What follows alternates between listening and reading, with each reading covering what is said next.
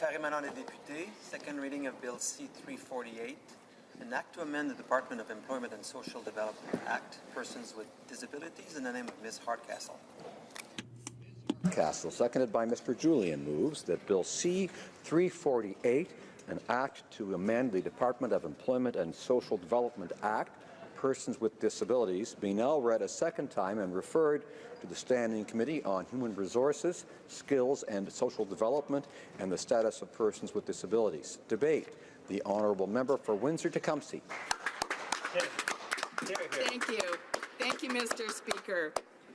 With pride for my riding of Windsor-Tecumseh, I rise today to speak to my first private member's bill during its second reading in this honourable chamber. This bill was inspired by the earnest and thoughtful conversations and consultations I've had with people who are civic-minded, practical, and hopeful. Many constituents have brought to my attention the onerous processes involved in applying for federal and provincial programs for persons living with disabilities. Canadians living with disabilities have to apply for each program separately, and they have to demonstrate that disability every single time. It is curious, even disconcerting, to realize that our governments impose this kind of cumbersome process on some of our most vulnerable citizens. It's got me thinking, again, about fairness and efficiency. Now, consider further that the processes by which this community interfaces with government agencies to access these programs is so unwieldy that some individuals, where they can manage to afford it, are forced to hire legal representation to help them navigate through the labyrinth of programs. To better understand how punitive this feels for people in this situation, it's necessary to look into poverty rates among persons living with disabilities. So let's do that for a sec. According to Statistics Canada, more than 5.3 million Canadians, almost 16% of the population of this country, are living with some form of disability that affects their level of freedom, independence, or quality of life. Of that number, over 200,000 are children and youth, according to Easter Seals Canada. The overall poverty rate for Canadian adults was 10.5% in 2006, comprising 2.6 million people. But for people with disabilities, the poverty rate was 14.4%, comprising nearly 600,000 people. There's also a real wage gap. According to a 2012 Canadian Human Rights Commission report, men living with disabilities in the 15 to 64 age group earn $9,557 less than adult males in the same age group who don't live with a disability. The picture is even more bleak for women. According to the Disabled Women's Network, also known as DAWN, 58% of women with disabilities live on less than $10,000 per year. Of those, 23% live on less than $5,000 per year. Accessible cribs, accessible and affordable child care, and other services for mothers with disabilities are virtually non-existent. As members of Parliament who serve all Canadians, we have serious work to do to address the very challenging issues that cause severe hardships that are faced every single day. I haven't lost sight of that in discussing this modest bill today. Disability is expensive. A customized power wheelchair can cost more than $25,000. Again, I'm getting my information here from Easter Seals Canada. A porch lift can cost upwards of $5,000. A specially designed walker can cost $2,500. Modifications and renovations to make a home accessible can cost tens of thousands of dollars. For a family, it can cost more than $40,000 a year to care for a child with a severe disability. Yet, some of these families have a total income of barely that much. Which brings me back to my earlier point.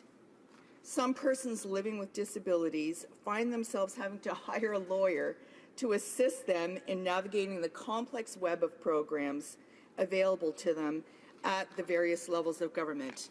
Well, to me, this is just unacceptable. I see this bill as starting a new momentum. When doctors undertake the due diligence in completing evaluations on behalf of their patients so that they can receive modest assistance, doesn't it make sense that this form is acceptable to apply for all programs available to the patient instead of them having to start over again each time? We've got to be smarter here.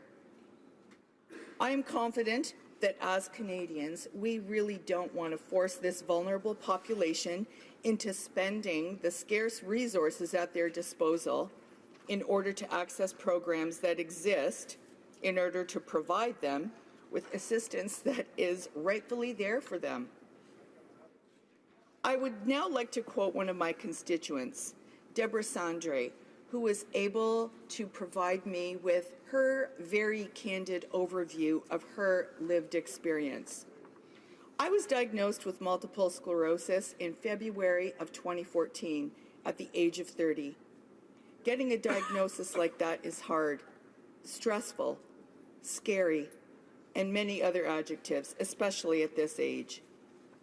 When trying to work out treatment, doctor's visits with specialists, and all the other things to adjust to the new reality of living with a permanent disability, it can be very difficult to figure out what resources may be available to you. Once you figure out what resources and government assistance you may be entitled to, you then have to apply or prove your disability over and over again. And while proving this over and over, you also have to incur the cost of having your doctor fill out the paperwork. This process can and should be easier for people who need the services, and we definitely do not need the added stress of applying for them. I really appreciate Deborah allowing me to quote her here, and I have to say that I couldn't agree with her more. For when a person attempts to access a benefit for the first time, the quality of that experience, whether it be onerous, overly complicated, or easy and efficient, that quality of experience defines the government for them. As far as they're concerned, it is the government. That's because these services are the interface between the service provider and the person assessing them. Therefore, those of us in government really need to think about the nature of that experience. We need to always be cognizant of how the delivery of these services is experienced by people who need them. Fortunately, for our purposes here today, the improvement of the quality of government services delivery falls within the mandates of two ministers in charge of such things. In the mandate letter for the Minister of Families, Children and Social Development, we find this: work with the Minister of Public Services and Procurement to set transparent service standards so that Canadians get timely access to the benefits to which they are entitled. And in the mandate letter for the Minister of Public Services and Procurement, quote, work with the President of the Treasury Board and the Minister of Families, Children and Social Development, who's responsible for Service Canada, to establish new performance standards and set up a mechanism to conduct rigorous assessments of the performance of key government services and report findings publicly. C-348 then deals with what many would call the low-hanging fruit, the first and simplest issues to be dealt with by a government interested in improving the way in which it delivers important services to its citizens. This bill has the potential to set a new course in how we manage our bureaucracy in a manner that will be a sensible way to make a difference in people's lives. I'm well aware that private members' bills rarely make it into law. This is why I'm determined to propose something modest and achievable. This bears reiterating. Currently, A person must apply separately to each program and has to endure the ordeal of proving their disability each time. C348 will create a one-stop shop, so to speak, a streamlined approach that will allow individuals to apply for our federal programs at once. Canada Pension Plan Disability, Disability Tax Credit, Registered Disability Savings Program, Veterans Disability Pensions, where applicable, of course, and the Opportunities Fund all operate as standalone programs with distinct and separate application processes. This really makes it cumbersome for people living with disabilities to access federal supports that they may be entitled to. We want to try and fix this problem to the extent that we're able while operating within the constraints of private members' legislation. You'll note that incorporated into this bill is its own internal review mechanism, which is in keeping with the mandate letters I quoted excerpts from earlier. And here's what the bill stipulates. Section 8.11, within 18 months after the day on which this section comes into force, and every 2 years after that, the minister shall undertake a review of the effectiveness of the application process provided for under paragraph 8.2b, and prepare a report setting out his or her findings and the recommendations. We all want to make sure that legislation actually works. In this case, we want to know that it genuinely makes the application processes simpler for persons living with disabilities. So we need to analyze its strengths, challenges, and seize the opportunities and synergies that become apparent when applying this practical directive. This will allow for the valuable input of our public service who have the expertise and the insight to respond to this directive. Those following this issue will know that having in place a monitoring mechanism to assure that the government's accessibility legislation is being implemented to its intended capabilities was a major part of what Canadians told the government during its consultations over this past year. I envision a time when we will have more streamlined access and coordination with provinces so that a person deemed eligible for one disability program opens access to another. Gateways, not hurdles. Bridges, not silos. Our real job here in this place is to continually move forward to remove the barriers to participation in a quality life. This is the first step in a real opportunity to set the tone. The new approach that will be a springboard for further discussion and action in the machinations at all levels of government.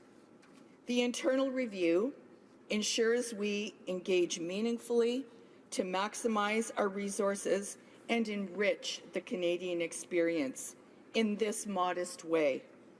I am sure now that those listening are contemplating the potential reaches of this type of bureaucratic direction, what implications this could very well have. And I certainly welcome the gaining momentum that persons living with disabilities and their families are eagerly awaiting from this government. As I've already mentioned, this is low-hanging fruit, a no-brainer, so to speak. So let's go ahead and deal with these issues right away. The better then to address the more complex barriers facing persons living with disabilities in Canada. And I extend my hand across the aisle to work together to do this, because this is what we are compelled to do in this place. Thank you.